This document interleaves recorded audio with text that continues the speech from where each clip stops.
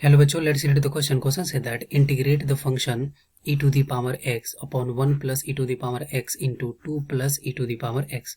Discuss करते हैं। तो यहाँ पे इस क्वेश्चन को करने के लिए की कॉन्सेप्ट क्या हो जाएंगे, क्वेश्चन का की कॉन्सेप्ट यहाँ पे कि अगर e to the power x है और अगर इसका अगर हमें डिफ्रेंसिएशन करना हो तो वैल्यू क्या होता है, वैल्यू होता है e to the power x। और एक करेंगे कि dx अपॉन अगर मान लेते हैं x है तो इसका वैल्यू कितने के बराबर होता है, इसका वैल्यू होता है log x के बराबर। इस बेसिस पर हम लोग इस क्वेश्चन को सॉल्व कर देंगे। तो यहाँ पे i इज इक्वल टू क्या है, integration e to the power x upon 1 plus e to the power x 2 plus e to the power x dx। Okay, अब यहाँ पे क्या करेंगे, e to the power x को मान लेंगे t, e to the power x को मान लेंगे t। तो यहाँ से हो जाएगा e to the power x dx and this is equal to dt। Then i का वैल्यू क्या हो जाएगा, i का वैल्यू हो जाएगा integration e to the power x dx, ये हो जाएगा dt upon 1 plus t into 2 plus t।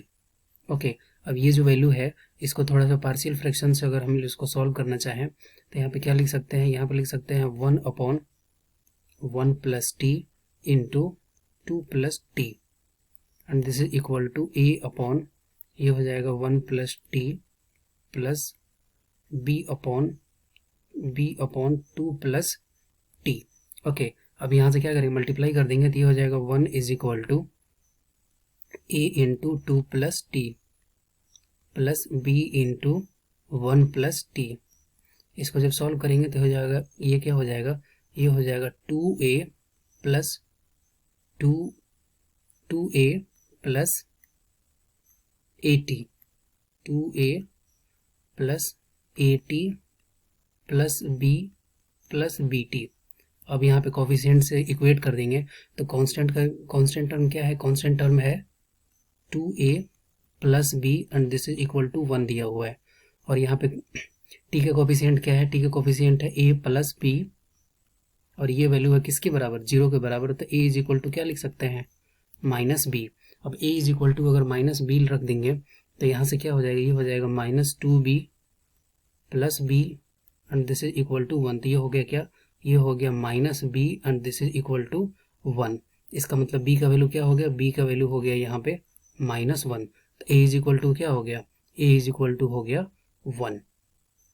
तो यहाँ पे क्या लिख सकते हैं, यहाँ पे लिख सकते हैं integration and this is equal to, अब यहाँ पे क्या था, ये था a अपॉन 1 प्लस टी। अब a इज इक्वल टू क्या है, a इज इक्वल टू है 1। तो ये हो जाएगा 1 अपॉन 1 प्लस टी प्लस, और यहाँ पे b इज इक्वल टू क्या है, b इज इक्वल टू है माइनस 1 2 प्लस टी। ओके, और ये वैल्यू जो है यहाँ पे हमसे क्या है, dt को लिखना पड़ेगा यहाँ पे। तो ये हो जाएगा i इज इक्वल टू, अब यहाँ पे देखिए, अब यहाँ पे 1 प्लस टी है, इसका अगर डिफ्रेंसिएशन करते हैं तो इसका डिफ्रेंसिएशन न्यूमरेटर में है, तो हाँ है, अगर टी के रिस्पेक्ट में डिफ्रेंशिएट करेंगे तो न्यूमरेटर में है। इसका मतलब हम लोग इसका इंटीग्रेशन क्या हो जाएगा, इसका इंटीग्रेशन हो जाएगा direct log 1 plus t. Okay, minus हो गया।